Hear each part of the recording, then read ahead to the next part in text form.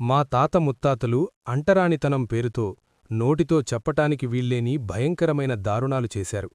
వాళ్ళాస్తి నేను కూడా అనుభవిస్తున్నాను కాబట్టి ఆ పాపంలో నాకు కూడా భాగముంది. ఈ మాటలు అన్నది ఎవరో కాదు, దర్శకధీరుడు, రాజమౌళి తండ్రి, Tollywood star writer, Rajya Sabha MP Vijayendra Prasad. నిన్న హైదరాబాదులోని రవీంద్రభారతిలో మాతా రాంబాయి అంబేడ్కర్ మెమోరియల్ ట్రస్ట్ ఆధ్వర్యంలో అవార్డుల ప్రధానోత్సవం జరిగింది. ఈ కార్యక్రమానికి హాజరైన విజయేంద్రప్రసాద్ తన దళిత క్లాస్మేట్ జాన్ ఫెడెరిక్ సుందర్రావు గురించి చెబుతూ, ఇద్దరం లయోలా కాలేజీలో చదువుకున్నామని, తన తండ్రికి ఎలాంటి కులవివక్ష లేకపోవడం వల్ల ఆ అబ్బాయికి ఆర్థిక సాయం చేయడమే కాకుండా తన రూమ్మేట్గానే ఉంచారని గుర్తుచేసుకున్నారు.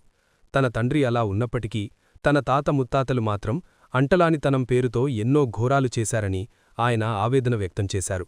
అలాంటి వంశంలో పుట్టానా అని నాపై నాకే సిగ్గేస్తోంది. నాకు తెలిసి నేను ఎలాంటి తప్పూ చెయ్యకపోయినా వాళ్ళాస్తి నేను కూడా అనుభవిస్తున్నాను కాబట్టి ఆ పాపంలో నాకు ఖచ్చితంగా భాగస్వామ్యముంది అంటూ క్షమాపణలు కోరారు విజయేంద్రప్రసాద్. ప్రస్తుతం ఆయన చేసిన ఈ వ్యాఖ్యలు 2 తెలుగు రాష్ట్రాల్లోనూ హాట్ టాపిక్గా మారాయి. మరిన్ని ఆసక్తికరమైన అప్డేట్స్ కోసం చూస్తూనే ఉండండి కొలుగూరి టీవీ.